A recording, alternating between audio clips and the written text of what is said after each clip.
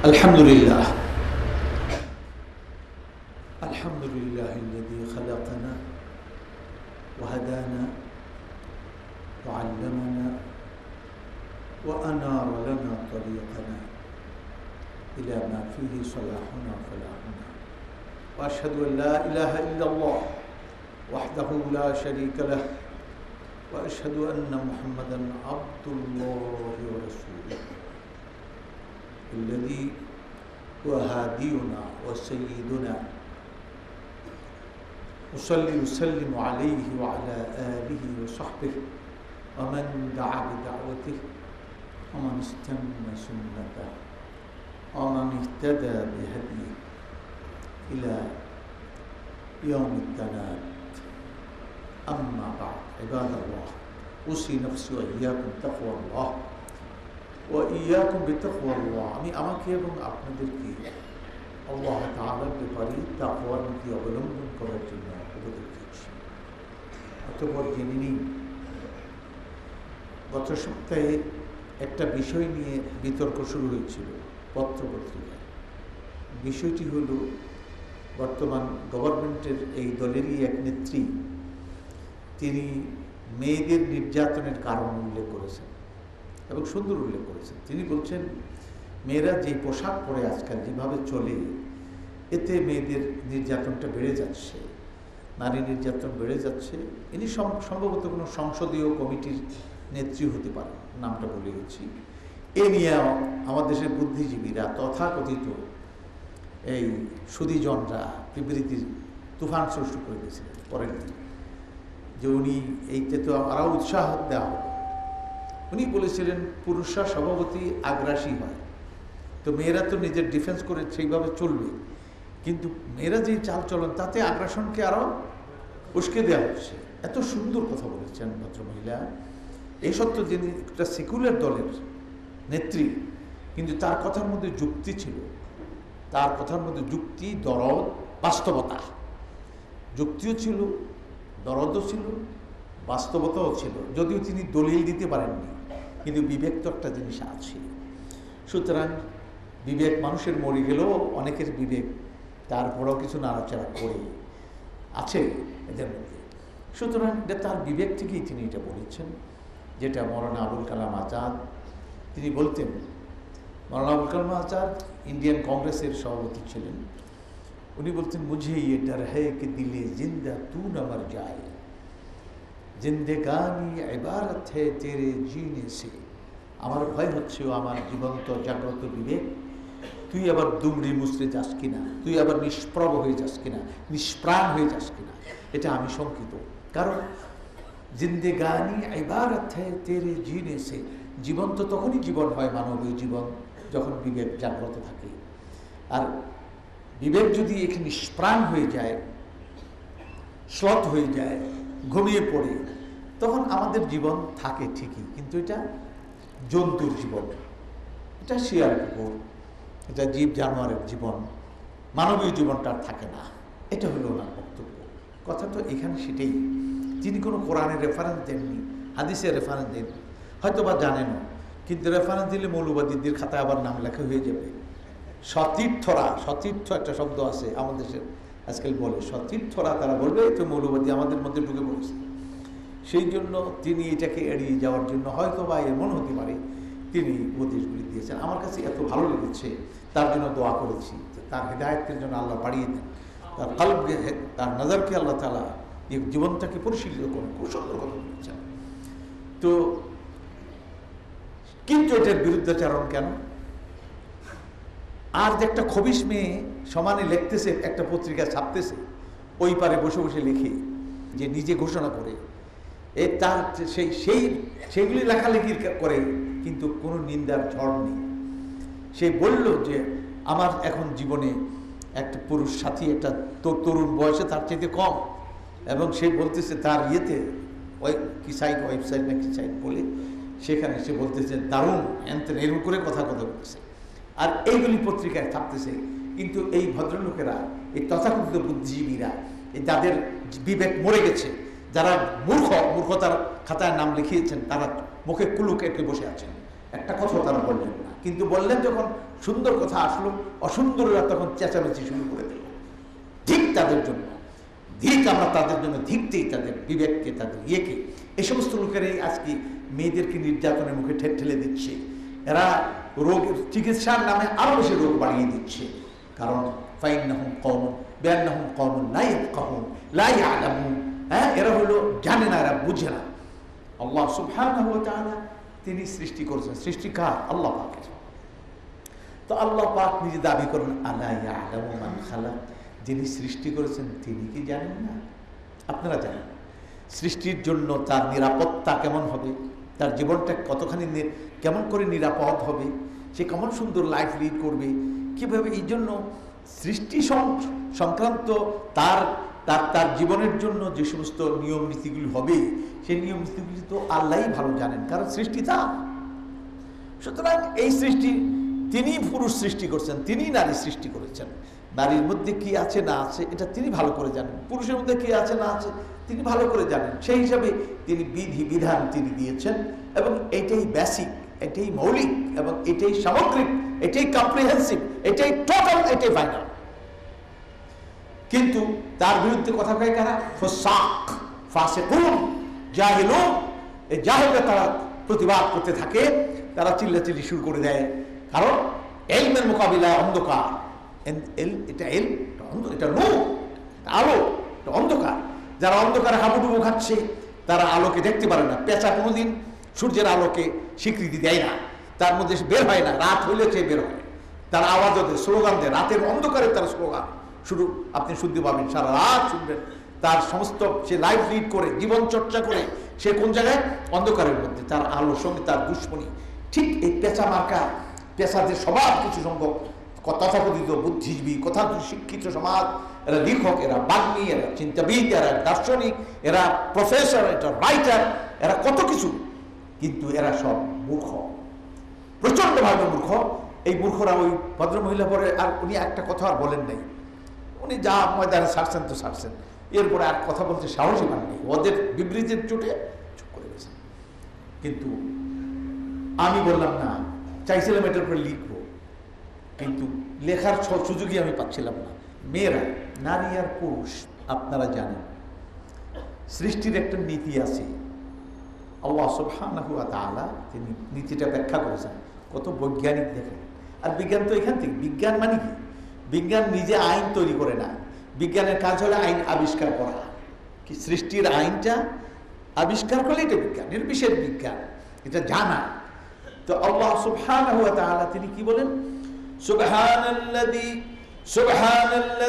খালাকাল আযওয়াজা কুল্লাহা মিম্মা তুনবিতুল আরদ ওয়া মিন আনফুসিহিম ওয়া মিম্মা লা ইয়ালামুন। সুবহান, নিজের পবিত্রতা বয়ান করছেন দুটা কারণে। একটা কারণ হলো তিনি অজ্ঞতা থেকে মুক্ত, তিনি এখন বিধায়ক, তিনি এখানে বিধাতা, বিধান দিচ্ছেন।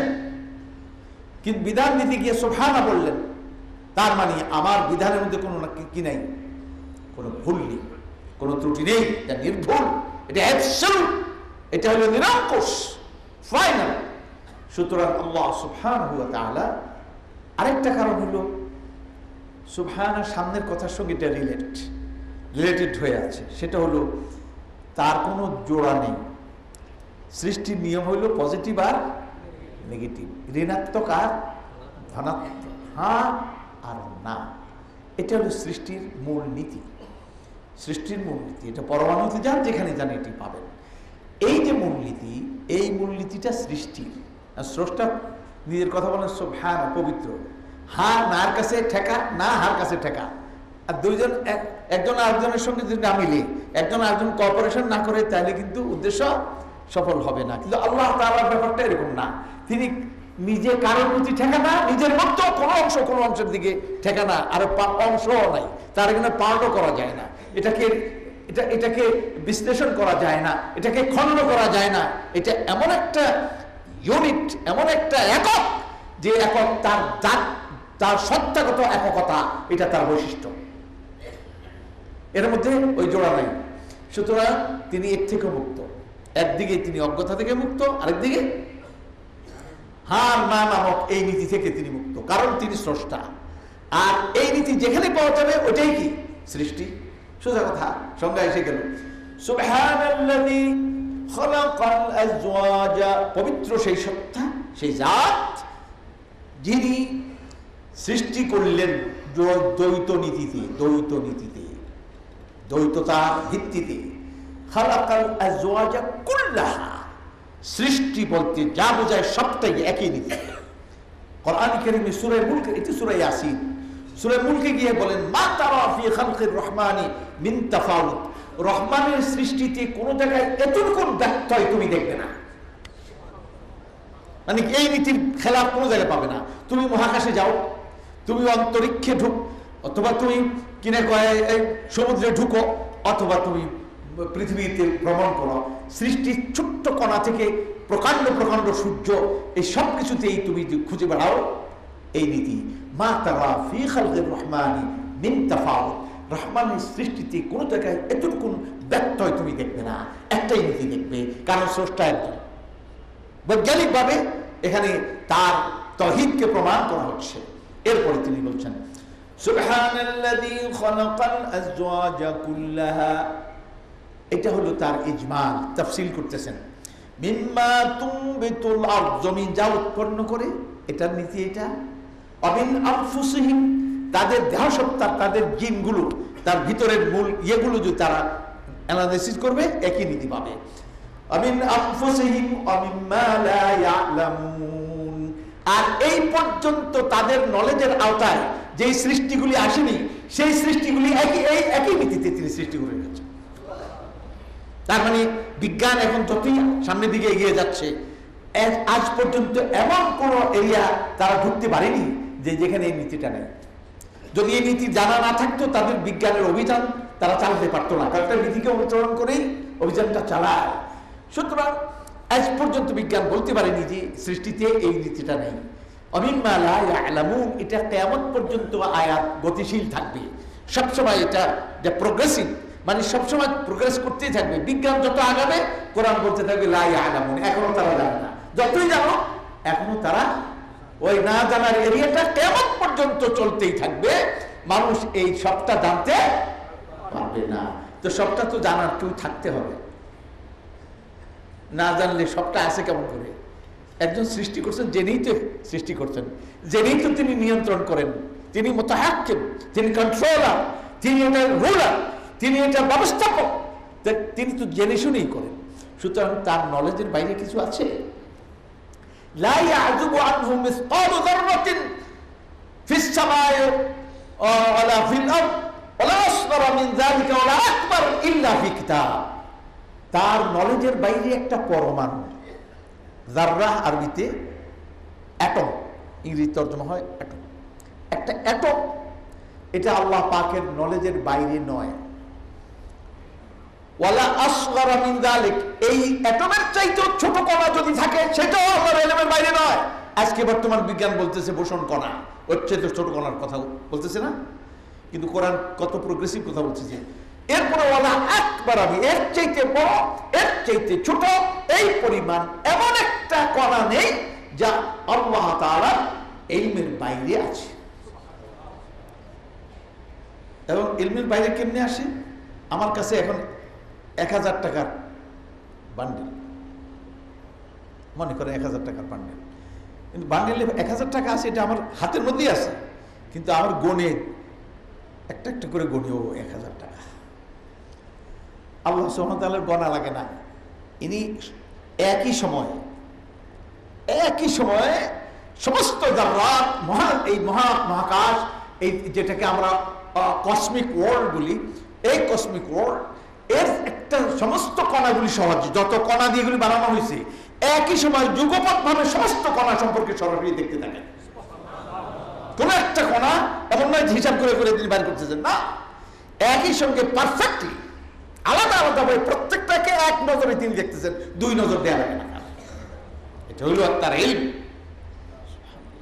আল্লাহ সম্পর্কে আল্লাহ নিজে বলেন মা কাদারুল্লাহ মা হাক্কা কাদরি, আল্লাহ পাকের যেভাবে সম্মান দাম দেওয়া দরকার ছিল এরা ব্যর্থ হলো, আল্লাহ পাকের সেই দাম তারা দিতে পারেনি। এই আয়াতটা কোরআন কারীমে 3টা জায়গায় এসেছে। মা কাদারুল্লাহ হাক্কা কাদরিহি। এক জায়গায় গিয়ে বলছেন ওয়াসসামাওয়াতু মাতুইয়াতুন বিয়ামিনি, গোটা মহাকাশ সব গুটানো তার হাতের মধ্যে।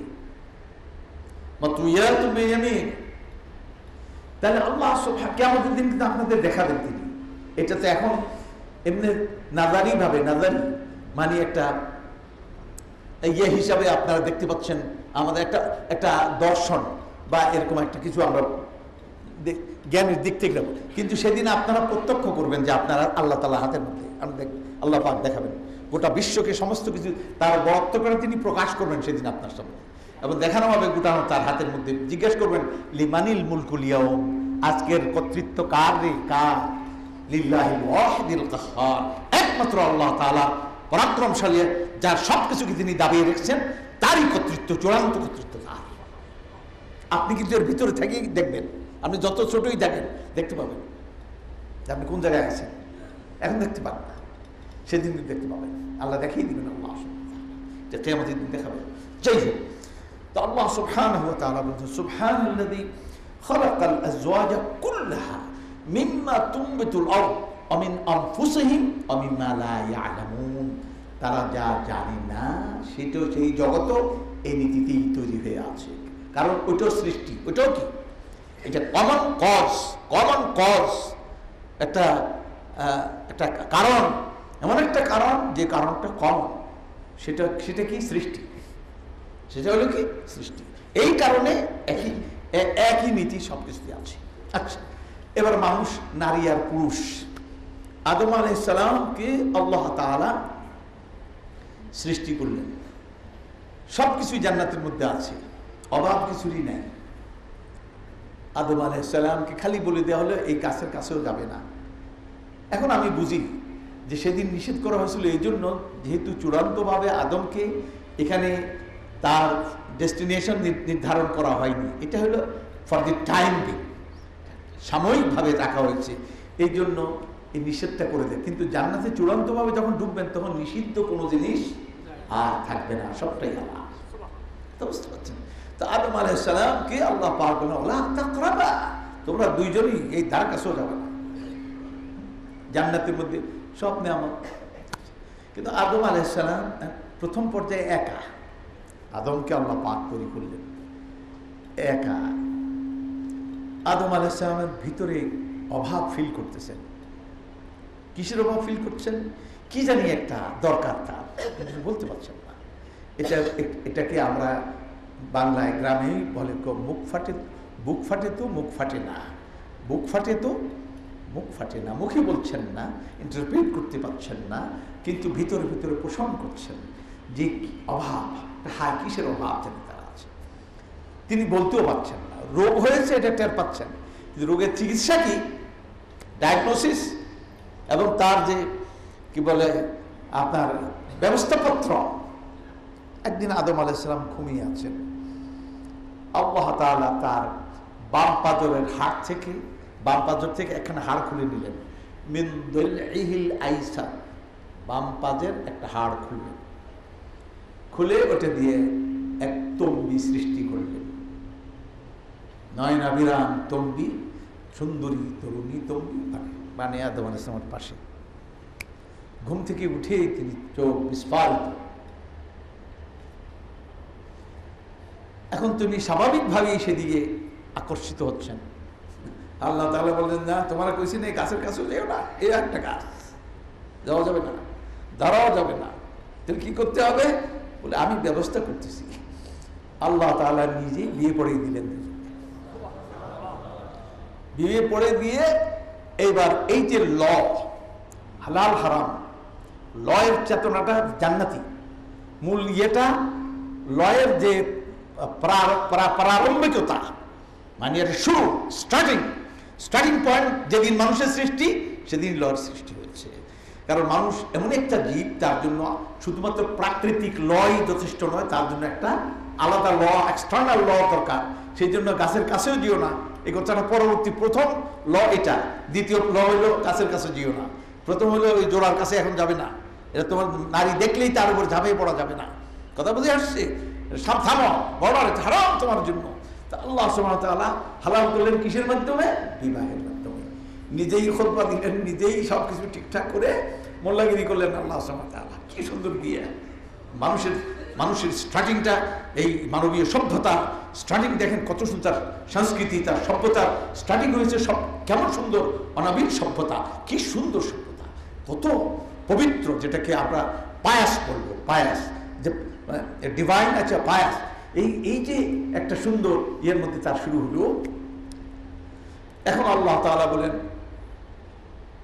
খালাকালাকুম মিন আনফুসিকুম আজওয়াজান, আল্লাহ পাক তোমাদের সত্তা থেকে তোমাদের জোড়াকে সৃষ্টি করলেন। তোমাদের সত্তা থেকে তোমাদের জোড়া, এই তোমাদের সত্তা থেকে তোমাদের জোড়া সৃষ্টি মানে কি?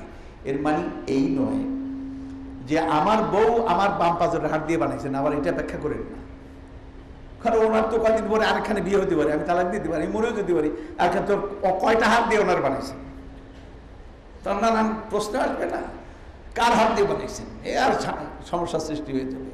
ওই এক জায়গায় ঘটনা ঘটছে, কোন জায়গায়? আদম আলাইহিস সালাম।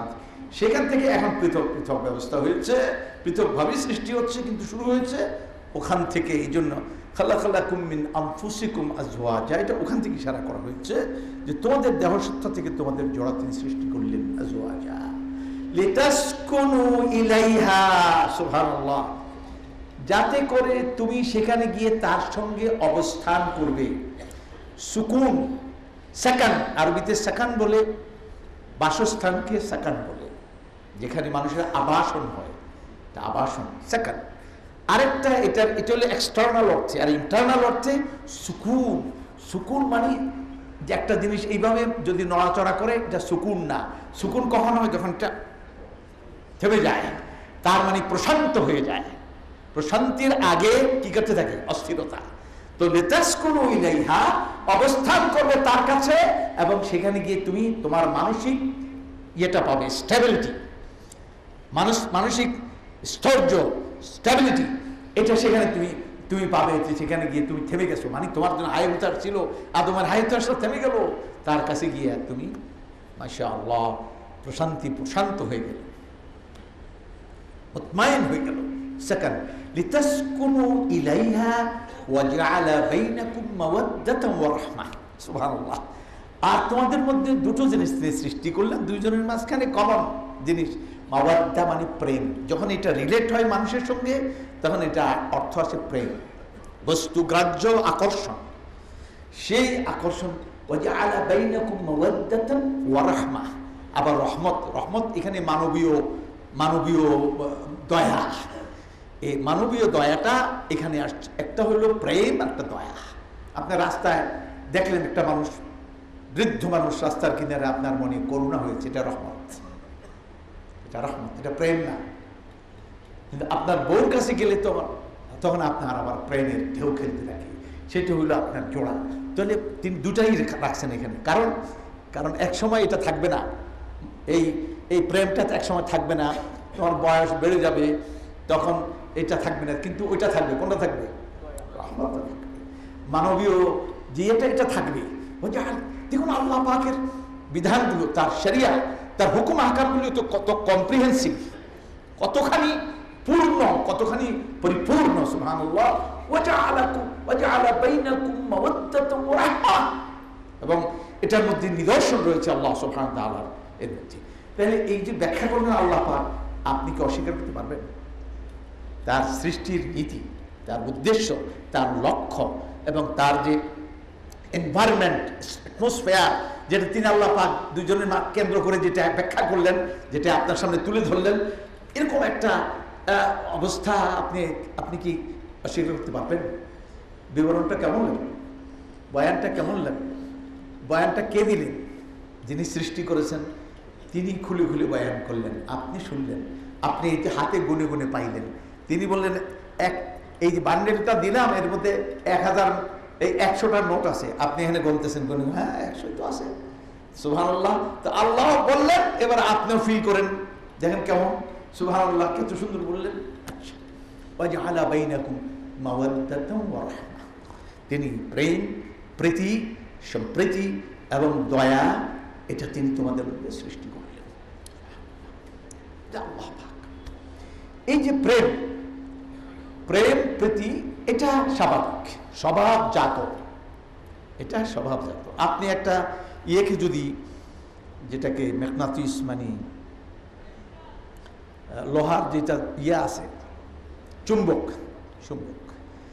এই চুম্বককে যদি আপনি বালুর উপরে টানেন আর বালুর মধ্যে যদি লৌহ কণাগুলি থাকে, লৌহ কণাগুলি কি বসে থাকবে না চটচট করে উঠে আসবে, চুম্বকের মধ্যে চলে আসবে। ঠিক এরকমই একটা অবস্থা নারী আর পুরুষ, গিভ অ্যান্ড টেক, এটা অবস্থাটা আল্লাহ সৃষ্টি করে রেখেছেন। কিন্তু সৃষ্টি করে তিনি আবার একটা ল দিলেন, ওয়ালা তাকরাবা হাযিহি শাজারাতা, এই যে নেগেটিভ সেন্সে যে এই গাছের কাছেও যে নিষিদ্ধ ফল যাওয়া যাবে না, তো এই খালি নিষেধ করে দিলেন না, এর জন্য কর্মকৌশল মেকানিজম তিনি দিয়ে দিলেন। মেকানিজম কি? মেকানিজম একটা হলো পোশাক পরবে দুইজনই, ঠিক আছে, পোশাক পরবে, বিশেষ করে নারীকে একটু বেশি করতে হবে, সেটা আমি ব্যাখ্যা করছি এখন ইনশাআল্লাহ, আল্লাহ তৌফিকে। তো এই যে দুইজনে এবার আসেন আমার সামনে, এটা কি দেখতে পাচ্ছেন? তার, এই তারটা কভার না ডিসকভার? কভার। এটার ভিতরে অংশ কয়টা তার আছে? দুটো তার। ওই দুটা তার কি কভার না ডিসকভার? কভার। দুটোটাই আবার কভার আছে, কারণ একটা একটার প্রতি খালি প্রেম প্রীতি আছে, কথা বুঝতে পারছেন? একটা একটা ধরতে চায়, সেই জন্য এমন জিনিস দিয়ে এটাকে বোরকা লাগাই দিয়েছেন, বিজ্ঞান এটার মধ্যে বোরকা লাগিয়ে দিয়েছেন যাতে এটা কি স্পার্কিং করতে না পারে, তাহলে তো মূল কাজই হবে না। স্পার্কিং করতে থাকবে, রাস্তায় হ্যান্ডশেক করতে থাকবে, প্রেম করতে থাকবে, একজনের খুবই বন্ধু, একজনের খুবই দোস্ত, এগুলি দোস্তানি করতে করতে এদিক দিয়ে কিন্তু মূল কাম নষ্ট হয়ে যাবে। কোনটা নষ্ট হবে? কয় না এখন দোস্তি করা যাবে না, এটা হারাম। এটারে কয় তুই যাস না ওইখানে, তুই যাস না, খালি আদেশ দিয়ে বসে নাই, মেকানিজম দিলেন। কি দিলেন? কর্মকৌশলটা দিয়ে দিলেন, কর্মকৌশল দিয়ে কভার করে দিলেন। আমরাও কভার, তারাও কভার না। পুরুষের কিছু তোর ল্যাংটা চল, মেয়েদের কিছু তোরা কাপড় পড় না, দুজনেই পড়তে হবে। হ্যাঁ, দুইজনেই লেবাস পড়তে হবে। তো লেবাস মানে যেটা আচ্ছন্ন করে নেয়, তো নিলেন আচ্ছন্ন করে। এরপরে নারীকে একটু বেশি করে দিলেন, কারণ তার ইয়ে শক্তিটা বেশি, পুরুষ বেশি তার প্রতি উদ্বুদ্ধ হয়, নারীও কিন্তু কম না। কিন্তু যাই হোক, নারীদের একটু লাজ লজ্জাটা বেশি থাকে, এই জন্য মোটামুটি একটু ইয়ে থাকে। তাহলে দুইটাকে আল্লাহ তাআলা আলাদা করে রাখলেন। এই দেখেন সমস্ত রাস্তাটায় আলাদা আলাদা আলাদা আলাদা, আর এক জায়গায় এসে বিয়ে করে দিছে। কোন জায়গায়? আদম হাওয়ার বিয়েটা কোন জায়গায় হলো? ঠিক যেখানে এখানে এসে দুটাকে এক করে দেওয়া হয়েছে, এখানে ডিসকভার করে দেওয়া হয়েছে। সব জায়গায় আলাদা থাকলে কাজ হবে না, পয়েন্ট মতে জায়গা মতে এনে এটাকে আবার এক করে দেব। তো এইভাবে পজিটিভ আর নেগেটিভ কাজ করে, এইভাবে হ্যাঁ আর না কাজ করে। তো নারী হলো, নারীকে বলা হয় নেগেটিভ, পুরুষ হলো পজিটিভ। পুরুষ হলো ফাইল, নারী হলো মন ফাইল। একটা ধনাত্মক, একটা ঋণাত্মক। পুরুষটা হলো ধনাত্মক, নারী হলো ঋণাত্মক পারস্পরিক সম্পর্কের ক্ষেত্রে। সুতরাং দুইটাকে আল্লাহ তাআলা আইন দিলেন, আইনের পরে আবার মেকানিজম দিলেন, এর উপর পর্দা পরিয়ে দিলেন। নারীর একটু বেশি দিলেন কেন? সুবহানাল্লাহ। আচ্ছা এবার বলেন, আমাদের যে বডিটা, এই বডিটার একটা এক্সটার্নাল সাইড আছে, একটা ইন্টারনাল সাইড আছে। এক্সটার্নাল সাইডে কি কি আছে? চোখ, কি আছে? কান, কি আছে? নাক, কি আছে? মুখ। ঠিক আছে, নাক আছে, মুখ আছে, কান আছে, চোখ আছে, এগুলি বাইরে ফিট করছে। আজকে এক মহিলা আসছে, তার মেয়ে কিডনি রোগী, কিডনি জান কি হয়েছে তার, যাই হোক, কিডনি কোন জায়গায় ফিট করছেন?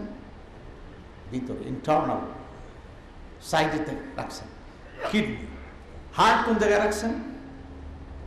ভিতরে। ফুসফুস কোন জায়গায় রাখছেন?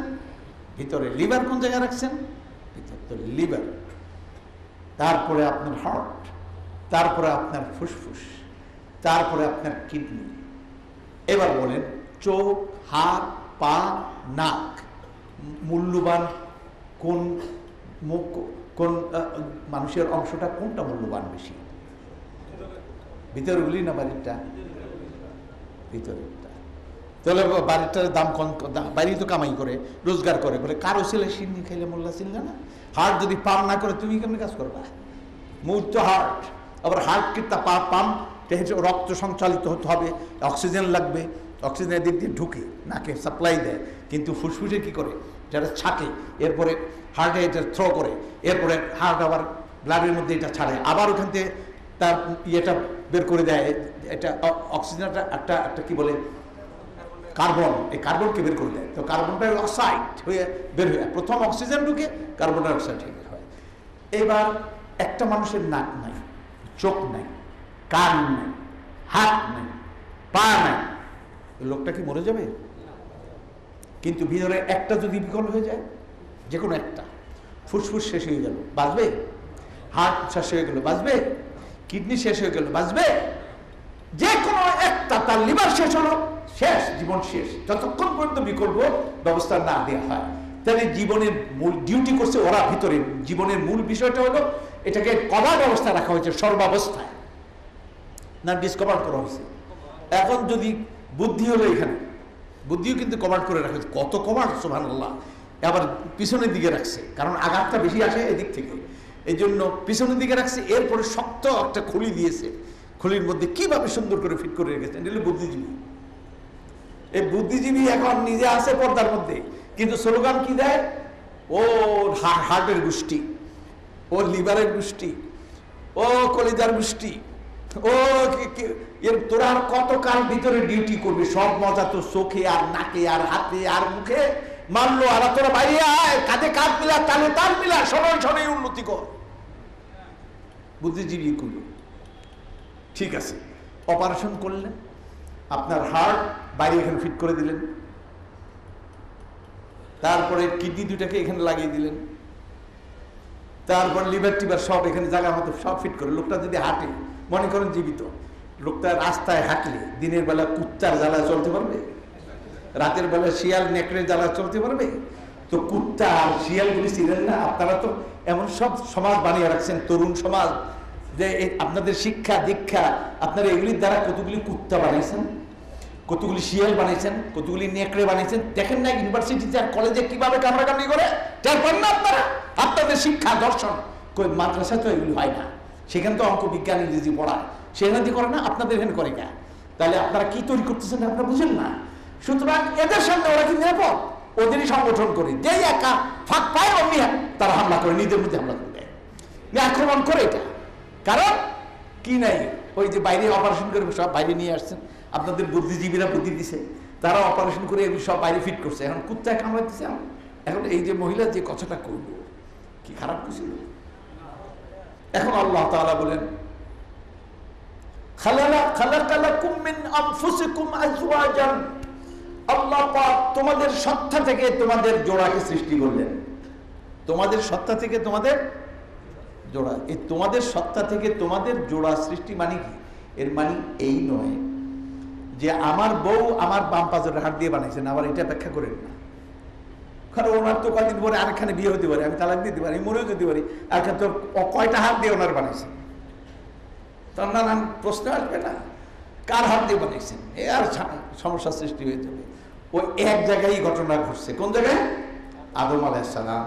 সেখান থেকে এখন পৃথক পৃথক ব্যবস্থা হয়েছে, পৃথকভাবে সৃষ্টি হচ্ছে, কিন্তু শুরু হয়েছে ওখান থেকে। এই জন্য খালাকালাকুম মিন আনফুসিকুম আজওয়াজা, এটা ওখান থেকে ইশারা করা হয়েছে যে তোমাদের দেহসত্তা থেকে তোমাদের জোড়া তিনি সৃষ্টি করলেন, আজওয়াজা লিতাসকুনু ইলাইহা, সুবহানাল্লাহ, যাতে করে তুমি সেখানে গিয়ে তার সঙ্গে অবস্থান করবে। সুকুন, সাকান, আরবিতে সাকান বলে, বাসস্থানকে সাকান বলে, যেখানে মানুষের আবাসন হয়, আবাসন সাকান। আরেকটা এটা হলো এক্সটার্নাল অর্থে, আর ইন্টারনাল অর্থে সুকুন। সুকুন মানে যে একটা জিনিস এইভাবে যদি নড়াচড়া করে, এটা সুকুন না। সুকুন কখন হয়? যখন এটা থেমে যায়, তার মানে প্রশান্ত হয়ে যায়। প্রশান্তির আগে কি করতে থাকে? অস্থিরতা। তো লিতাসকুনু ইলাইহা, অবস্থান করবে তার কাছে, এবং সেখানে গিয়ে তুমি তোমার মানসিক ইয়েটা পাবে, স্টেবিলিটি, মানসিক স্থৈর্য, স্টেবিলিটি, এটা সেখানে তুমি পাবে। সেখানে গিয়ে তুমি থেমে গেছো, মানে তোমার জন্য হাই উতার ছিল, আদমের হাই উতার থেমে গেল, তার কাছে গিয়ে তুমি মাশাআল্লাহ প্রশান্ত হয়ে গেল, মুতমাইন হয়ে গেল। সেকেন্ড, লিতাসকুনু ইলাইহা ওয়া জাআলা বাইনাকুম মাওয়াদ্দাতান ওয়া রাহমা। সুবহানাল্লাহ। আর তোমাদের মধ্যে দুটো জিনিস তিনি সৃষ্টি করলেন, দুইজনের মাঝখানে কমন জিনিস, মাওয়াদ্দা মানে প্রেম। যখন এটা রিলেট হয় মানুষের সঙ্গে তখন এটা অর্থ আসে প্রেম, বস্তুগ্রাহ্য আকর্ষণ। সেই আকর্ষণ ওয়াজআলা বাইনাকুম মাওয়াদ্দাতান ওয়া রাহমা। আবার রহমত, রহমত এখানে মানবীয় দয়া। এই মানবীয় দয়াটা এখানে আসছে। একটা হলো প্রেম, একটা দয়া। আপনার রাস্তায় দেখলেন একটা মানুষ, বৃদ্ধ মানুষ রাস্তার কিনারে, আপনার মনে করুণা হয়েছে, এটা রহমত, এটা রহমত, এটা প্রেম না। কিন্তু আপনার বউর কাছে গেলে তখন আপনার আবার প্রেমের ঢেউ খেলতে থাকে, সেটা হলো আপনার জোড়া। তাহলে তিনি দুটাই রাখছেন এখানে। কারণ এক সময় এটা থাকবে না, এই প্রেমটা এক সময় থাকবে না, তোমার বয়স বেড়ে যাবে, তখন এটা থাকবে না, কিন্তু ওইটা থাকবে। কোনটা থাকবে? রহমত থাকবে, মানবীয় যে এটা থাকবে। দেখুন আল্লাহ পাকের বিধানগুলো, তার শরিয়া, তার হুকুম আহকামগুলো তো কত কম্প্রিহেন্সিভ, কতখানি পূর্ণ, কতখানি পরিপূর্ণ। সুবহানাল্লাহ। ওয়াজআলা বাইনাকুম মাওয়াদ্দাতান ওয়া রাহমা। এবং এটার মধ্যে নিদর্শন রয়েছে আল্লাহ সুবহানাহু ওয়া তাআলার এর মধ্যে। তাহলে এই যে ব্যাখ্যা করবেন আল্লাহ পাক, আপনি কি অস্বীকার করতে পারবেন? তার সৃষ্টির নীতি, তার উদ্দেশ্য, তার লক্ষ্য এবং তার যে এনভায়রনমেন্ট, অ্যাটমসফিয়ার, যেটা তিনি আল্লাহ পাক দুজনের কেন্দ্র করে যেটা ব্যাখ্যা করলেন, যেটা আপনার সামনে তুলে ধরলেন, এরকম একটা অবস্থা আপনি কি অস্বীকার করতে পারবেন? বিবরণটা কেমন লাগবে? বয়ানটা কেমন লাগবে? বয়ানটা কে দিলেন? যিনি সৃষ্টি করেছেন তিনি খুলে খুলে বয়ান করলেন, আপনি শুনলেন, আপনি এই যে হাতে গুনে গুনে পাইলেন। তিনি বললেন এই যে বান্ডেলটা দিলাম, এর মধ্যে 1,100টা নোট আছে, আপনি এখানে গুনতেছেন, গুনে, হ্যাঁ 100 তো আছে। সুবহানাল্লাহ। তো আল্লাহ বললেন, এবার আপনিও ফিল করেন, দেখেন কেমন। সুবহানাল্লাহ, কত সুন্দর বললেন। ওয়াজআলা বাইনাকুম মাওয়াদ্দাতান ওয়া রাহমা। তিনি প্রেম, প্রীতি, সম্প্রীতি এবং দয়া, এটা তিনি তোমাদের মধ্যে সৃষ্টি করলেন। আল্লাহ পাক এই যে প্রেম, প্রীতি, এটা স্বাভাবিক, স্বভাবজাত, এটা স্বভাবজাত। আপনি একটা ইয়েকে যদি, যেটাকে ম্যাগনেটিস মানে লোহার যেটা ইয়ে আছে, চুম্বক, এই চুম্বককে যদি আপনি বালুর উপরে টানেন, আর বালুর মধ্যে যদি লৌহ কণাগুলি থাকে, লৌহ কণাগুলি কি বসে থাকবে না চটচট করে উঠে আসবে, চুম্বকের মধ্যে চলে আসবে? ঠিক এরকমই একটা অবস্থা নারী আর পুরুষ, গিভ অ্যান্ড টেক, এটা অবস্থাটা আল্লাহ সৃষ্টি করে রেখেছেন। কিন্তু সৃষ্টি করে তিনি আবার একটা ল দিলেন, ওয়ালা তাকরাবা হাযিহি শাজারাতা। এই যে নেগেটিভ সেন্সে, যে এই গাছের কাছেও যে নিষিদ্ধ ফল যাওয়া যাবে না, তো এই খালি নিষেধ করে দিলেন না, এর জন্য কর্মকৌশল, মেকানিজম তিনি দিয়ে দিলেন। মেকানিজম কি? মেকানিজম হলো পোশাক পরবে দুইজনই, ঠিক আছে? পোশাক পরবে, বিশেষ করে নারীকে একটু বেশি করতে হবে, সেটা আমি ব্যাখ্যা করছি এখন ইনশাআল্লাহ, আল্লাহ তৌফিকে। তো এই যে দুইজনে, এবার আসেন আমার সামনে, এটা কি দেখতে পাচ্ছেন? তার, এই তারটা কভার না ডিসকভার? কভার। এটার ভিতরে অংশ কয়টা তার আছে? দুটো তার। ওই দুটা তার কি কভার না ডিসকভার? কভার। দুটোটাই আবার কভার আছে, কারণ একটা একটার প্রতি খালি প্রেম প্রীতি আছে, কথা বুঝতে পারছেন? একটা ধরতে চায়, সেই জন্য এমন জিনিস দিয়ে এটাকে বোরকা লাগাই দিয়েছেন, বিজ্ঞান এটার মধ্যে বোরকা লাগিয়ে দিয়েছেন, যাতে এটা কি স্পার্কিং করতে না পারে, তাহলে তো মূল কাজই হবে না। স্পার্কিং করতে থাকবে, রাস্তায় হ্যান্ডশেক করতে থাকবে, প্রেম করতে থাকবে, একজনের খুবই বন্ধু, একজন খুব দোস্ত, এগুলি দোস্তানি করতে করতে এদিক দিয়ে কিন্তু মূল কাম নষ্ট হয়ে যাবে। কোনটা নষ্ট হবে? কয় না, এখন দুস্তি করা যাবে না, এটা হারাম। এটারে কয় তুই যাস না ওইখানে, তুই যাস না, খালি আদেশ দিয়ে বসে নাই, মেকানিজম দিলেন। কি দিলেন? কর্মকৌশলটা দিয়ে দিলেন। কর্মকৌশল দিয়ে কভার করে দিলেন। আমরাও কভার, তারাও কভার না। পুরুষের কিছু তোর ল্যাংটা চল, মেয়েদের কিছু তোরা কাপড় পর না, দুজনেই পড়তে হবে। হ্যাঁ, দুইজনে লেবাস পড়তে হবে। তো লেবাস মানে যেটা আচ্ছন্ন করে নেয়, তো নিলেন আচ্ছন্ন করে। এরপরে নারীকে একটু বেশি করে দিলেন, কারণ তার শক্তিটা বেশি, পুরুষ বেশি তার প্রতি উদ্বুদ্ধ হয়, নারীও কিন্তু কম না। কিন্তু যাই হোক, নারীদের একটু লাজ লজ্জাটা বেশি থাকে, এই জন্য মোটামুটি একটু ইয়ে থাকে। তাহলে দুইটাকে আল্লাহ তাআলা আলাদা করে রাখলেন। এই দেখেন সমস্ত রাস্তাটায় আলাদা আলাদা আলাদা আলাদা, আর এক জায়গায় এসে বিয়ে করে দিছে। কোন জায়গায়? আদম হাওয়ার বিয়েটা কোন জায়গায় হলো? ঠিক যেখানে এখানে এসে দুটাকে এক করে দেওয়া হয়েছে, এখানে ডিসকভার করে দেওয়া হয়েছে। সব জায়গায় আলাদা থাকলে কাজ হবে না, পয়েন্ট মতে জায়গা মতে এনে এটাকে আবার এক করে দেব। তো এইভাবে পজিটিভ আর নেগেটিভ কাজ করে, এইভাবে হ্যাঁ আর না কাজ করে। তো নারী হলো, নারীকে বলা হয় নেগেটিভ, পুরুষ হলো পজিটিভ। পুরুষ হলো ফাইল, নারী হলো মন ফাইল। একটা ধনাত্মক, একটা ঋণাত্মক। পুরুষটা হলো ধনাত্মক, নারী হলো ঋণাত্মক পারস্পরিক সম্পর্কের ক্ষেত্রে। সুতরাং দুইটাকে আল্লাহ তাআলা আইন দিলেন, আইনের পরে আবার মেকানিজম দিলেন, এর উপর পর্দা পরিয়ে দিলেন। নারীর একটু বেশি দিলেন কেন? সুবহানাল্লাহ। আচ্ছা এবার বলেন, আমাদের যে বডিটা, এই বডিটার একটা এক্সটার্নাল সাইড আছে, একটা ইন্টারনাল সাইড আছে। এক্সটার্নাল সাইডে কি কি আছে? চোখ, কি আছে? কান, কি আছে? নাক, কি আছে? মুখ। ঠিক আছে, নাক আছে, মুখ আছে, কান আছে, চোখ আছে, এগুলি বাইরে ফিট করছেন।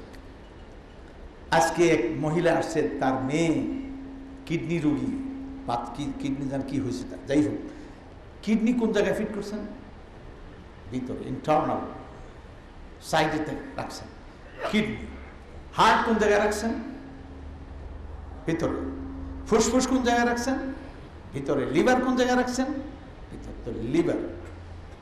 তারপরে আপনার হার্ট, তারপরে আপনার ফুসফুস, তারপরে আপনার কিডনি। এবার বলেন, চোখ, হাত, পা, নাক, মূল্যবান কোন মুখ, কোন মানুষের অংশটা কোনটা মূল্যবান বেশি?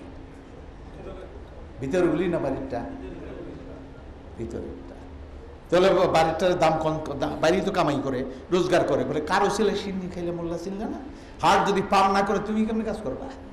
মুখ তো হার্ট, আবার হার্টকে পাম্প রক্ত সঞ্চালিত হতে হবে, অক্সিজেন লাগবে, অক্সিজেনের দিক দিয়ে ঢুকে নাকে সাপ্লাই দেয়, কিন্তু ফুসফুসে কি করে? যেটা ছাকে, এরপরে হার্টে এটা থ্রো করে, এরপরে হার্ট আবার ব্লাডের মধ্যে এটা ছাড়ে, আবার ওখান থেকে তার ইয়েটা বের করে দেয়, এটা অক্সিজেনটা একটা একটা কি বলে কার্বন, এই কার্বনকে বের করে দেয়। তো কার্বনটা অক্সাইড হয়ে বের হয়ে, প্রথম অক্সিজেন ঢুকে কার্বন ডাই অক্সাইড হয়ে হয়। এবার একটা মানুষের নাক নাই, চোখ নাই, কান নাই, হাত নাই, পা নাই, লোকটা কি মরে যাবে? কিন্তু ভিতরে একটা যদি বিকল হয়ে যায়, যে কোনো একটা, ফুসফুস শেষ হয়ে গেল, বাঁচবে? হার্ট শেষ হয়ে গেল, বাঁচবে? কিডনি শেষ হয়ে গেল, বাঁচবে? যে কোনো একটা, তার লিভার শেষ হলো, শেষ, জীবন শেষ, যতক্ষণ পর্যন্ত বিকল্প ব্যবস্থা না দেওয়া হয়। তাহলে জীবনের মূল ডিউটি করছে ওরা ভিতরে। জীবনের মূল বিষয়টা হলো এটাকে কভার ব্যবস্থা রাখা হয়েছে সর্বাবস্থায়, না ডিসকভার করা হয়েছে। এখন যদি বুদ্ধি হলো, এখানে বুদ্ধিও কিন্তু কভার করে রাখা হয়েছে। কত কভার, সুবহানাল্লাহ। আবার পিছনের দিকে রাখছে, কারণ আঘাতটা বেশি আসে এদিক থেকে, এই জন্য পিছনের দিকে রাখছে। এরপরে শক্ত একটা খুলি দিয়েছে, খুলির মধ্যে কিভাবে সুন্দর করে ফিট করে রেখেছেন, এটা বুদ্ধিজীবী। এই বুদ্ধিজীবী এখন নিজে আছে পর্দার মধ্যে, কিন্তু স্লোগান কি দেয়? ও হার্টের গোষ্ঠী, ও লিভারের গোষ্ঠী, ও কলিজার গোষ্ঠী, ও এর তোরা আর কত কাল ভিতরে ডিউটি করবি? সব মজা তো চোখে আর নাকে আর হাতে আর মুখে। মানলো আর তোরা বাইরে আয়, কাঁধে কাঁধ মিলা, তালে তাল মিলা, সবাই সবাই উন্নতি কর। বুদ্ধিজীবী করলো, ঠিক আছে, অপারেশন করলেন, আপনার হার্ট বাইরে এখানে ফিট করে দিলেন, তারপরে কিডনি দুটাকে এখানে লাগিয়ে দিলেন, তারপর লিভার টিভার সব এখানে জায়গা মতো সব ফিট করে। লোকটা যদি হাঁটে, মনে করেন জীবিত, লোকটা রাস্তায় হাঁটলে দিনের বেলা কুত্তার জ্বালা চলতে পারবে? রাতের বেলা শিয়াল নেকড়ের জ্বালা চলতে পারবে? তো কুত্তা আর শিয়ালগুলি ছিলেন না? আপনারা তো এমন সব সমাজ বানিয়ে রাখছেন, তরুণ সমাজ, যে আপনাদের শিক্ষা দীক্ষা, আপনারা এগুলির দ্বারা কতগুলি কুত্তা বানাইছেন, কতগুলি শিয়াল বানিয়েছেন, কতগুলি নেকড়ে বানিয়েছেন। দেখেন না ইউনিভার্সিটিতে আর কলেজে কিভাবে কামড়াকামড়ি করে, টের পান না আপনারা?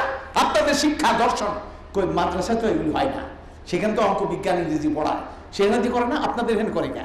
তাহলে আপনারা কি তৈরি করতেছেন আপনারা বুঝেন না। সুতরাং এদের সামনে ওরা কি নিরাপদ? ওদেরই সংগঠন করে, যেই একা ফাঁক পায় অমনি তারা হামলা করে, নিজের মধ্যে হামলা করে দেয়। আক্রমণ করে এটা।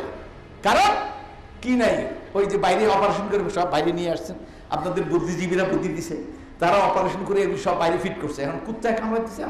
এখন এই যে মহিলা যে কথাটা করলো, কি খারাপ কিছু, মহিলার যদি আমি পাইতাম তো একটা একটা করে ব্যাখ্যা করতাম যে আপনি এই কেন বলেন না, আপনি বলেন, দেখি তাদের জবাবটা কি। তাহলে খালি চোখ আর হাত পা কান নাকি জীবন চর্চা করে, নাকি জীবনের মূল পাওয়ার সাপ্লাই দিচ্ছে ভিতর থেকে, যারা দুক দুক করে এখানে এখানে হার্ট করতেছে সারা, তার নিমিষে নিমিষে তার কিন্তু বিশ্রাম না, মৃত্যু সে এখানে ডিউটি করেই যাচ্ছে, হার্ট ডিউটি করে যাচ্ছে, লিভার ডিউটি করে যাচ্ছে। আপনি ঘুমান, ওরা কিন্তু ঘুমায় না। হ্যাঁ, আপনার ফুসফুস ডিউটি করছে না, সবসময় আপনি অক্সিজেন ঢুকাই দিয়ে যাচ্ছেন, ডিউটি করেই যাচ্ছে, একটা একটার সঙ্গে এইভাবে জড়িত করে এই ইন্টাগ্রেটেড অবস্থায় সমন্বিত অবস্থায় কাজটা করে যাচ্ছে। কিন্তু এরা পর্দার আড়ালে, দাম এদের বেশি না ওদের বেশি? দাম কোনগুলির বেশি? বিজ্ঞান কি কয়, পর্দার ভিতরগুলি কি, কত পর্দা, আর্ট ওয়াল, এরপরে পর্দা কভার, তারপরে এগুলি আল্লাহ তাআলা ফিট করছেন, এরপরে ডিউটি করেন। এখন সামনের স্লোগান দেন, সামনে ঠিক আছে, অধিকার হিসাবে সবাই সমান অধিকার, কোনো অসুবিধা, নাকেরও দরকার, চোখেরও দরকার, সবার অক্সিজেন দরকার আছে নাকি নাই? লাইফ লিড করার জন্য সবার এটা ব্লাড দরকার আছে, কোনায় কোনায় ব্লাড পুষতে হবে, অধিকার তো আছে। কিন্তু সবার কি ব্লাড সব সমান লাগে? আপনার বুড়ো আঙ্গুলের জন্য যে যতখানি ইয়া লাগে, কি কয়, ব্লাড লাগে, এই ছোট মেয়ের জন্য কি এত লাগে? আপনি বলেন সমান করো, সমান করো, কেমন সমান করবেন? সমান করলে তো যদি উঁচাটারে আর নিচুটা দুইটাকে একত্রিত করেন, সমান করতে গেলে নিচুটারে তো উঁচা করতে পারবেন না, তাহলে আপনি উঁচাটার কাটতে হবে, কাটতে তো সে থাকবেই না, তো সমান করবেন কেমনে? যে এই মুহূর্তে কাটবেন মরে যাবে, পড়ে গেলে সমান হবে না। সুতরাং সমান করতে হলে, সমান করার যোগ্যতা আপনার নাই, তো আপনি কাটতে পারেন। নমরুদে ইব্রাহিম আলাইহিস সালামকে তোর রব কে রে? ও নমরুদ জিজ্ঞেস করে, তোর রব কে? আল্লাযী ইউহয়ী ওয়া ইউমীত, সংজ্ঞা দিলেন যিনি জীবন মৃত্যুর ঘটান, যিনি জীবনের মালিক, জীবিত রাখেন আবার মেরে ফেলেন তিনি। তখন নমরুদে কি কয়, আচ্ছা এই দুইটা লোকের ডাকলাম, ডাকলে এর কলা ফালাই দিলাম, মেরে ফেললাম, আর ওরেগুলো তুই বাড়ির দিকে যা, ওরে বাঁচিয়ে দিলাম, আমিও তো জীবন মৃত্যুর মালিক। কথা ঠিক হইল? জীবন মৃত্যুর মালিক কেমনি দেখাইছে সে? কল্লা ফালাইয়া আর আরেকটা রেখে, তাহলে কল্লা ফালা, তুই কল্লা ছাড়া তুই জীবনটা, জীবন মৃত্যুর কেমন মালিক? তুই জীবন সৃষ্টি করতে পারবি না। সুতরাং ওই একটা, আপনি এই কাজ করতে হলে কল্লাই ফেলাইতে হবে। কথা বুঝতে পারছেন না? আপনি সমান করতে গেলে কল্লা ফেলাতে হবে। আল্লাহ পাক প্রকৃতিতে কোনো জিনিসকে সমান করেন নাই। আসমানের দিকে দেখেন, আমাদের জীবনের লালনের জন্য যে এনভায়রনমেন্টটা তিনি দেখেন, সেটা কি? উপরে প্রকাণ্ড সূর্য কাজ করছে। কি কাজ করছে? আপনাকে তাপ দিচ্ছে, তাপ আপনাকেও দিচ্ছে। আপনার জীবনের জন্য যে উপকরণগুলো, যেমন পানি দরকার, তো পানি এই যে জলীয় কণায় ভর্তি রেখেছেন আল্লাহ সুবহানাহু ওয়া তাআলা। কেমন করে? সিস্টেমটা কি? ওয়াটার সাইক্লিংটা কি? এটা আপনি ওখান থেকে ওখানে সূর্য তাপ দিচ্ছে, সূর্য খালি আপনাকে দেয় না, কোথায় দিচ্ছে? সমুদ্রে তাপ দিচ্ছে। সমুদ্রের পানিটা হলো লবণাক্ত, তিক্ত, সেই লবণাক্ত তিক্ত পানিকে তাপ দিয়ে এটাকে মিঠা পানি বানাচ্ছে। এই রিফাইনারি দেখেন, এটা রিফাইনারি। এই রিফাইনারি আপনি দেখতে পাচ্ছেন না, কিন্তু কাজ করছে। এরপরে এটা এই কণাগুলি উপর দিকে উঠে যাচ্ছে, জলীয় কণাগুলি উপর দিকে তিনি উঠে নিয়ে যাচ্ছেন, অপেক্ষাকৃত ঠান্ডা জায়গায় গিয়ে এটা জমাট বাঁধতেছে। এটার নাম হলো মেঘমালা। আবার দক্ষিণ দিকের বাতাসকে অর্ডার করছেন, খেদাও। ওই সলিমুদ্দিন ছেলে কলিমুদ্দিন, সে তার জমিতে চাষ করে গরু খেদায়। আল্লাহকে আমিও তো খেদাই।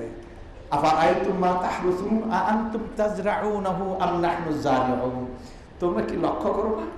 তোমরা যে ক্ষেত খামার করো, চাষবাস করো, তোমরা এই সমস্ত কাজে আছো, আসলে কি তোমরা উৎপন্ন করো নাকি আমি উৎপন্ন করি? তুমি তো গরুর পিছনে এক জোড়া গরুর পিছনে গরু, আবার এটা বলে রাখি, গরু তো আমারই সৃষ্টি। তুমি যে গরু, তুমি আমার সৃষ্টি। তুমি আমার অক্সিজেন খাইয়াতে গরুর পিছনে লাঠি বানাইছো বাঁশ দিয়ে, বাঁশও তো আমার সৃষ্টি। গরু আমার, জমিনও আমার সৃষ্টি। তুমি কি বানাইছো? সুতরাং আচ্ছা গরু, কিন্তু আমিও যে করি বলে কেমনি? আমি সূর্যের অর্ডার দিই, তুই গোর কি গোর, যে তুই তাপ দে, এর উপরে তাপ দিল, এরপরে পানি হয়ে উপরে চলে গেল, মেঘ হইল। আবার বাতাস, ফাতুসিরু সাহাবান, বাতাসে কি করে? এসারা, এসার মানে খেদানো। তো কি খেদায়? মেঘ খেদায়। আপনি এদিক দিয়ে গরু খেদান কদ্দুর জায়গার মধ্যে, আপনার এখানে উৎপন্ন করার জন্য কত বড় মিশনারি কাজ করতেছে আপনি লক্ষ্য করছেন? কত হাজার হাজার মাইল ব্যাপী একটা মিশনারি কাজ করছে, এটা কি আপনি লক্ষ্য করছেন? এটা কে করছে? যারা মুমিন, যারা ইমানদার, তারা চিন্তা করে। কোরআন এই চিন্তা করার জন্য আমাকে বারবার দাওয়াত দেয়। খালি মানার কথা বলে, চিন্তাও কর। চিন্তা করলে তুই তোর ইলম বাড়বে, তখন তুই বুঝবি, তখন তুই কনভিন্সড হবি যে হ্যাঁ ব্যাপারটা তো এই। এরপর উপর থেকে আবার যে আপনার জমির উপর আসলো, হোল্ড কমান্ড আসলো, দাঁড়াও, মেঘ দাঁড়িয়ে গেল, আসলো পশ্চিম দিক থেকে বাতাস। এটা লেকাহ বলে কোরআনে। লেকাহ বুঝেন?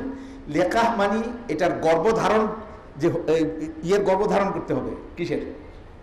মেঘমালার। যে না তো পানি তো আসবে না, মেঘ হইলে পানি বৃষ্টি হবে না, এদিক দিয়ে আবার ইয়ে পাঠিয়ে দেয়। কোরআনে কারিমে এটাকে লেকাহ বলছে। এটা যেমন লেকাহ বলে এক ফুলের রেণু আরেক ফুলের উপরে ছাড়ে, তাহলে ওইটা গর্ব, তারপরে এটা সৃষ্টিটা আসে। ঠিক মেঘমালার একই নিয়ম, এটা লেকাহ। তারপরে এই পানিটা ঝরঝর করে পড়তেছে। আচ্ছা, কেন ঝরঝরে পড়ছে? নিচে কি কোনো ইয়ে দেখছেন?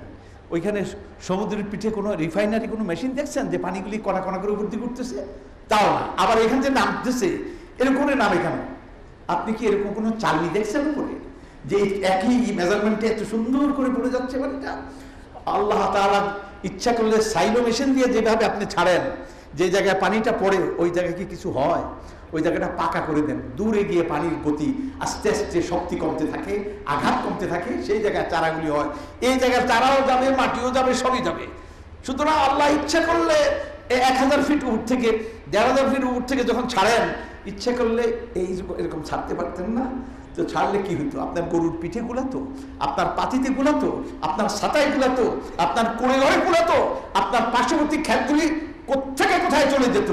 কিন্তু এমনভাবে ছাড়ছেন সব জায়গায়, এটাকে সমন্বিত করে ছাড়ছেন, এবং এই ফোঁটাগুলি এত উপর থেকে কত শক্তি নিয়ে পড়বে। শুধু শক্তি নয়, এই ফোঁটার দ্বারা কতখানি রিজিক অর্ডার হচ্ছে, এটা কিন্তু বরাদ্দ আছে এই ফোঁটার মধ্যে। আল্লাহ সুবহানাহু ওয়া তাআলা প্রত্যেকটা ফোঁটার মধ্যে তার পারফেকশন দিয়েছেন, যে এটা এই সৃষ্টির কেমন কারণ হবে, এটা এই ফোঁটার দ্বারা কি হবে। কারকে গিয়ে কানে ধরে তুই উঠ, ঘুমিয়ে রেছিস কেন? ঘুমিয়ে আছে শিশুর পিতা। সব শিশুরই অন্তরে ওই যে মাটির অভ্যন্তরে বীজ पालता है बीज को, मिट्टी की तारीकी में कौन उठाता है दरियाओं की मौजूद से साहब। আল্লামা ইকবাল এই প্রশ্নগুলি তুলছেন। কবি একে বলে, এলো কবি যে আল্লাহ চিনে, তার কুদরত চিনে। সুবহানাল্লাহ। ইনি আমাদের মতো মোল্লা ছিলেন না, এটা আপনাদের মতো মিশনারি ছিলেন, কিন্তু তার ঈমান দেখলে, তার এগুলি দেখলে আমরা তার ছাত্র হিসেবে বিনীত হয়ে যাই। ইকবালের ছাত্র আমরা। তার কবরের পাশে দাঁড়াইলাম, চোখ থেকে পানি পড়তেছিল আমার। আমাদের শিক্ষক, মহান শিক্ষকের দেখি নাই এত সুন্দর কথা বললেন, কোরআন এমন ব্যাখ্যা করলেন। কি সুরে কথা বলে যাচ্ছেন, মোল্লা মৌলবীদের ধমক দিচ্ছেন তিনি, বা জায়গায় জায়গায় মোল্লা মৌলবীদের ধমক দিচ্ছেন।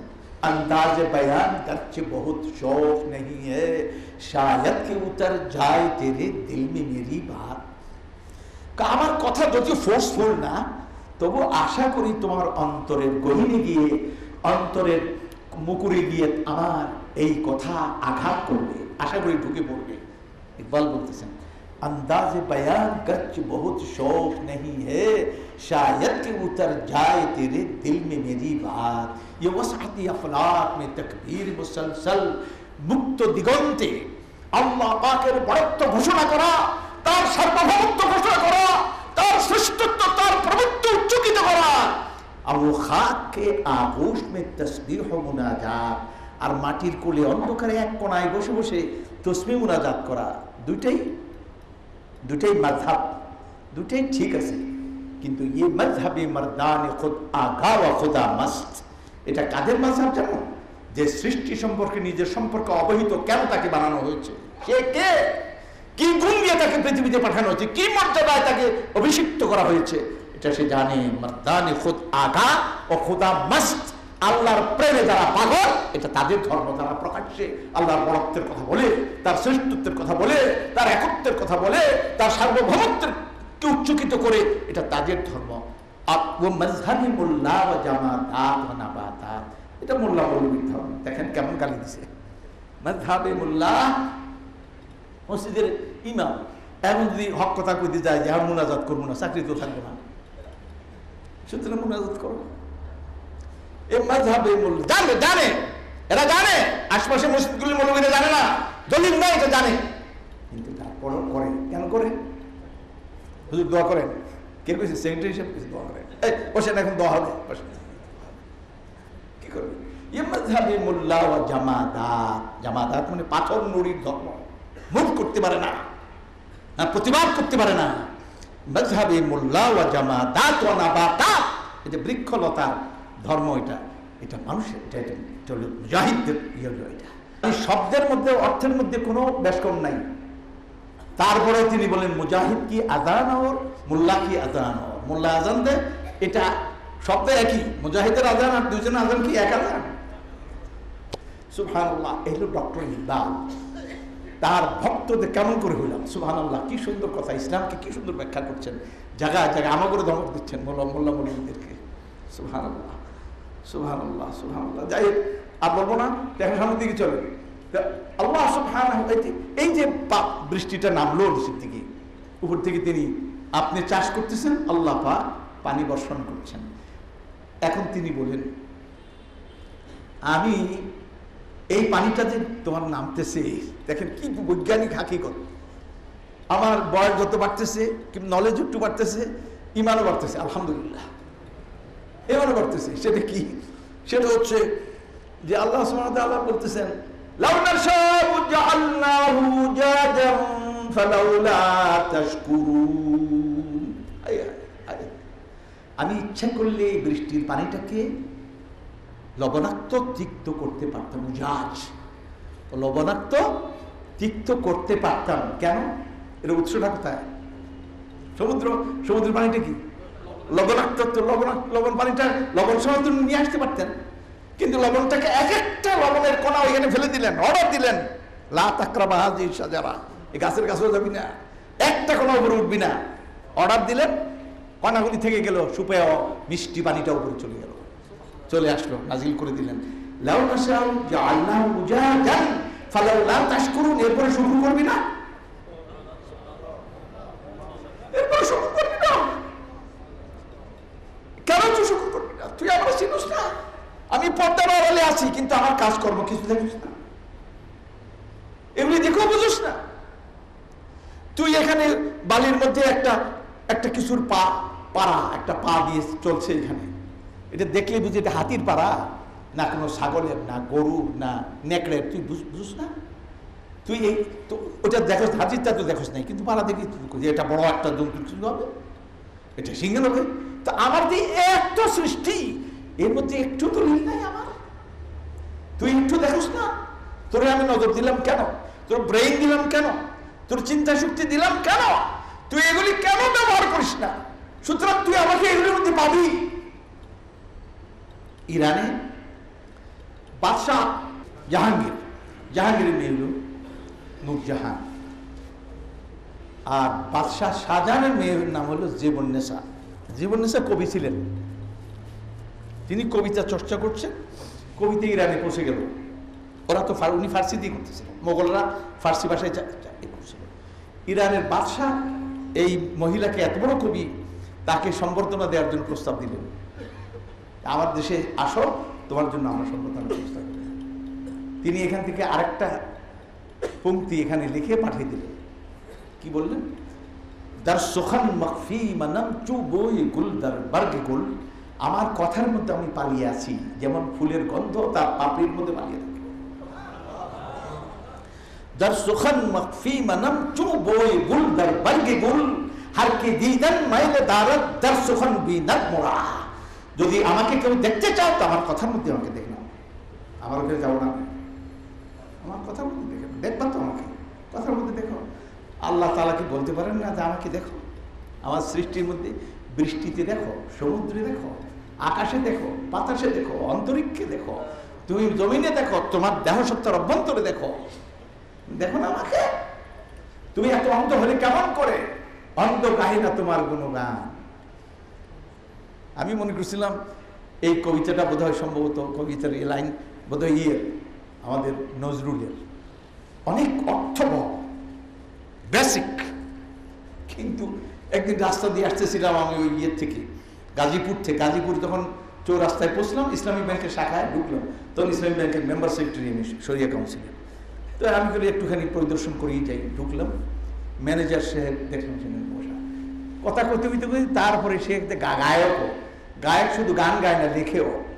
তারপর তার মশহুর গান কি, অন্ধ গাহে না তোমার গুণগান। আমি অবাক দেখলাম, আপনি, আমি তো আপনার অলক্ষ্যে ভক্ত হয়ে আছি, এত সুন্দর কথা আপনার মধ্যে বেরিয়েছে। এটা তো নজরুলের পাশে রাখলে সমানই ফিট হবে, এক ওজনটা কিন্তু সমান সমান। এর কোয়ালিটি যদি দেখেন তাহলে নজরুলের চাইতে আমি পিছনে নাই, একমাত্র এই লাইনটা দিয়ে, অন্ধ গাহে না তোমার গুণগান। তো আল্লাহ তাআলাকে দেখে না, এই জন্য গুণগান গায় না, অন্ধ গাহে না তোমার গুণগান। কেমন করে গাই, দেখতে পায় না। আরেক দলে তার গুণগান করতে চায় কিন্তু তারা দেখে না, সেই জন্য তারটা ধুয়ে কারটা কারে করে, মায়ের করে। মা মা আমার সাধ না মিটিল, আশা না পড়িল। ব্রহ্মার গুণগান নাই, যত গুণগান হয়েছে কার, দেব দেবীদের। যত হাত পাতে তাদের কাছে। আমাদের মুসলমানরা গিয়ে যত হাত পাতে বুজুর্গ, আলী অলিউল্লাহ, কবর, মরলে পরে পাওয়ার আরো বাড়ে। জীবিত অবস্থায় এদের পাওয়ার যা মরলে পরে আর কবরের শক্তি আরো বেড়ে যায়, কারণ একটা খাঁচার মধ্যে বন্দী থাকে জীবিত অবস্থায়, আর খাঁচা মুক্ত যখন হয়ে যায় পাওয়ার তার বেড়ে যায়। কবিগুলোর দর্শন হলো এই, মূর্খগুলোর দর্শন এই, যে মুশরিকগুলোর দর্শন এই। কবরের কাছে গিয়ে হাত পাতি তার গুণগান করে, বাবা দয়াল বাবা, দয়াল বাবা। দয়াল বাবা জিজ্ঞেস করে, তুই কি চাস আমার কাছে? যদি পারতো তাহলে জিজ্ঞেস করতো, বলে বাবা আমার ক্যান্সার হয়েছে। তো কি হয়েছে তোর? তো ক্যান্সার হয়েছে। ক্যান্সার হয়েছে, কি হয়েছে? কয় মরে যাবো, তুই দয়া কর, ভালো কর।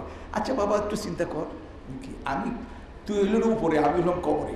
আমি কবরে কি জানটা নিয়ে আসছি না জানটা ওইবারে রেখে চলে আসছি? তা আমি মরার পরে তো কবরে আসছি, তো মৃত্যুর ধাক্কাটা আমি সামলাতে পারিনি, এইবার তো কবরে ঢুকছি, তুই এখন তো সামলে আস, তুই আমার চাইতে শক্তিশালী, তুই বেশি, আমার কাছে আজকে কন। মূর্খতা কাকে বলে, অজ্ঞতা কাকে বলে? তো চাইতে হবে কার কাছে? তার গুণটা কি? আল্লাহু লা ইলাহা ইল্লা হুয়াল হাইয়ুল কাইয়্যুম, চিরঞ্জীব, তিনি চিরঞ্জীব, তিনি মরেন না। সুতরাং তুই জীবন চাইলে কার কাছে যাবি? তিনি তো তোর জীবন বাড়াই দিতে পারেন, একটু লম্বা করে দিবেন তিনি, সুস্থ ভালো করে দিবেন তিনি, মালিক তো তিনি। তো তারে তুই কোন দিয়ে গেলি? তুই কারো সিলাই নিখা দিয়ে মোল্লা ছিলি না কেন? কেন এগুলি বুঝিস না? মূর্খতা আমাদের ঘেরাও করছে। তো বলছিলাম, এই যে ভিতরের জিনিসগুলো দামি, আর বাইরের জিনিসগুলো শ্রমিক, এগুলি কাজ করে, হাত পা শ্রম দিতে থাকে, ওইগুলো শ্রম দেয় নিজস্ব পরিবেশে, নিজের জায়গায় ডিউটি করতেছে। জীবনের ইয়েগুলি পাওয়া, জীবনের শক্তি আপনাকে দিচ্ছে, আপনি জীবন চর্চা করতেছেন, কিন্তু ওরা জীবনের শক্তিটাকে আপনাকে সরবরাহ করছে কোত্থেকে? ভিতর থেকে। আপনার সার্ভাইভাল, আপনার ডিস্টেন্সকে সে ইনশিওর করতেছে ভিতরে এই ডিউটিগুলি করে। সুতরাং নারী আর পুরুষ, এখন কি দেখলেন, দাম কার বেশি? নারীর দাম বেশি না পুরুষের দাম বেশি? বিজ্ঞান পড়ছে না তারা? নারীর বডির যে মাল মশলা লাগে, হরমোন সহ, এই মাল মশলা পুরুষের চাইতে অনেক বেশি দামি। নারীর বডি তৈরি করতে বেশি দামি, আর পুরুষের বডি এত দাম লাগে না। বিজ্ঞানী বলে অ্যানালাইসিস করে বলছে যে নারীর বডির দাম বেশি। তো দামিটারে কোথায় রাখতে হবে? কি করলো কবারে, কি করলো, সব জায়গায় কি করতেছে এটা? ও এটা আড়ালে রাখো, এই যে পকেটে হাত দিলে ডলার বের হয়, টাকা বাইর হয়, টাকাগুলি কোনখানে? সেফটি বিন লাগে এমনি রাখেন, সব কিছুর মূল্যমান নির্ধারণ করে কি? সুতরাং এই টাকাগুলি মূল্যটা কোন জায়গায় রাখছেন? মূল্যবান বলা যাবে না, মূল্য, এটা হলো মূল্য, এটা মূল্যবান না। মূল্য তো মূল্য কি রাস্তায় এমনি থাকে, এমনি রাখে? হ্যাঁ, আপনি আবার এরকম বাইর করে আবার এমনি গণেন, কারণ যদি আবার নেকড়েরা দেখে ফেলে, কথা বুঝতে পারছেন? তাহলে তো পকেট মারি দিব, হচ্ছে যে আবার এমন করে উনি মারফত দিব গণা করে, শরীয়তি গণা নাই। কথা বুঝতে পারছেন? ইন্না লিল্লাহি ওয়া ইন্না ইলাইহি রাজিউন। তো বন্ধুগণ, এই একটা ইলম এক জিনিস, মূর্খতা আরেকটি। মূর্খতা হলো আবেগ। তো আবেগ গলারে কি কয়? ভক্তিতে মুক্তি মিলে তর্কে বহুদূর, একখান দর্শন, ছাগল। এগুলি কোনো কথা? এগুলি কোনো তর্কে বহুদূর। তর্ক ছাড়া আপনি অঙ্ক মিলাতে পারবেন? তর্ক ছাড়া আপনি শিখতে পারবেন? তর্ক তো লাগবেই। 1 1 এ 2, এখন এটা করলে কি তর্ক হয়ে গেল? 1 2 কেমন হলো? 1 2টা 1 হয়েছে, কয় না এটা 3, কয় এটা ভক্তি করো তাহলে অঙ্ক মিলে দিব। উল্লু কেমনি বলতে করি, তা কি করি না? সুতরাং তর্ক লাগবেই, এগুলি লাগবেই, তর্ক ছাড়া হবে না। তর্ক শিখেছেন কে? আল্লাহ পাক। তর্ক, এগুলি তর্কের দাওয়াত দিছে, বিতর্ক করো। ওয়াজাদিলহুম বিল্লাতি হিয়া আহসান, একটা হলো সুতর্ক, একটা কুতর্ক। একটা তর্ক আর একটা হলো কুতর্ক, এটা যুক্তি একটা কুযুক্তি, সুযুক্তি কই না, এটা অ্যাবসলিউটলি একটা যুক্তি, একটা নাম কি একে একে দুই, এটা হলো যুক্তি, আর একে একে তিন এটা হলো কুযুক্তি, ঠিক না? তো কুযুক্তি এই দুইটা যদি তর্ক হয় ওই না, তো কোরআন কয় যা দিলহুম, তর্ক কর, বুঝা, বিতর্ক কর, বিল্লাতি হিয়া আহসান, সুন্দরভাবে কর, ভালোভাবে কর, দলিল দিয়ে কর, কনভিন্স কর তাকে, শক্তি দিয়ে না, কিলকড়ি দিয়ে না, বরং যুক্তি, সুন্দর সুন্দর কথা বলো। কোরআন এগুলি বলেছে আমাদেরকে। তাহলে এই ভদ্রমহিলা মহিলাদের কথা বললে তিনি ভুল করছেন না ঠিক করছিলেন? ঠিক করছেন। আসেন দেখি আপনারা আমাদের সঙ্গে তর্ক করেন, যারা যারা আছেন। আমি তো এখানে আমি তো টেলিভিশনের কথা বলি, আপনারা ধরেন সেখানে আবার ডাইরেক্ট কথা বলি, কই আপনার দিকেও কোনোদিন তর্ক করেন না? একজন বুদ্ধিজীবী আপনার ফোন করে এর বলেন না আপনি ঠিক বলেন না, বলেন, ধরেন আমাকে লক্ষ অন্তত 20 মানুষের উপরে সারা ওয়ার্ল্ডে এই একই সময় দেখতে থাকে, আমেরিকা থেকে, কানাডা থেকে, এই অস্ট্রেলিয়া থেকে, সব জায়গায় দেখতে থাকে। কই আপনারা ধরেন দেখে, ধরেন মৌলবীদের ধরেন দেখি, যেগুলি বলি যে আমার না, এগুলো তো আল্লাহর কথা, আর সৃষ্টি করছেন আল্লাহ, ব্যাখ্যা করি আমি, এই যা। কিন্তু মূল বিষয়টা তো আল্লাহ সুবহানাহু ওয়া তাআলা। অতএব মুসলমান, মূর্খতা আমাদেরকে ঘেরাও করেছে, অন্ধকারচ্ছন্ন হয়ে পড়েছি। এই খুতবা শুনি কাজ হবে না, আলো ছড়াতে হবে। কেমনি ছড়াবেন? এগুলি বুঝান, মানুষকে দাওয়াত দেন, আর এগুলি নিন্দা করেন। এদের নিন্দা জানা যে তোরা মূর্খ, তোরা পেশা, তোরা এই সমস্ত কথা বলে সমাজকে আরো ধ্বংস করেছিস। আজকে নির্যাতন কিভাবে বেড়ে যাচ্ছে, নারী নির্যাতন ডাইমেনশন, কত ডাইমেনশনে আজকে নির্যাতন হচ্ছে। 3 বছরের শিশু কন্যা নির্যাতিত হচ্ছে, কেমন করে? কত বড় হাইওয়ান, কত বড় নেকড়ে হলে এই কাজ করতে পারে? কিন্তু কারা এই নেকড়ে বানায় তাদেরকে পুরস্কার দেয়। অমুক ছবিকে, লাঠিয়াল ছবিতে অমুককে পুরস্কৃত করলেন মন্ত্রী মহোদয়। লাঠিয়াল ছবি লাঠি কেমনে চালায়, কেমনে মায়া কান্দিলেও বলাইতে হয়, যে শিখেছে, সুতরাং পুরস্কার দিয়েছে। তারপর নেকড়ে বানানোর এগুলি হলো সংস্কৃতি, এই জন্য পুরস্কার। কই কোনোদিন কাটাবন মসজিদের কি কয়, ইয়া মসজিদ, কেন্দ্রীয় মসজিদের ইমামরা ডেকে বলে আপনার খুতবা শুনি মানুষ ভালো হচ্ছে, নেন আপনার একটা পুরস্কার দিলাম। পুরস্কার ওইখানে, ওই অ্যাক্টিং তাদের জন্য ভালো, ওই সংস্কৃতি। এগুলি সংস্কৃতি না, এগুলি কিন্তু সংস্কৃতি না, এগুলি মোল্লাদের কথা। আউযু বিল্লাহি মিনাশ শাইতানির রাজীম। আল্লাহ তাআলা আমাদেরকে জ্ঞান দান করেন, আমাদেরকে নলেজ দান করেন, আমাদের কলব নজরকে দুরুস্ত করেন, আমাদের মন মগজকে দুরুস্ত করেন, আমাদের বক্রতা দূরীভূত করেন। আমিন। আউযু বিল্লাহি মিনাশ শাইতানির রাজীম। আফাহুকমাল জাহিলিয়াতি ইয়াবগুন ওয়া মান আহসানু মিনাল্লাহি হুকমান লিকাওমিন ইউকিনুন। أقول قولي هذا أستغفر الله لي ولكم فاستغفروه إنه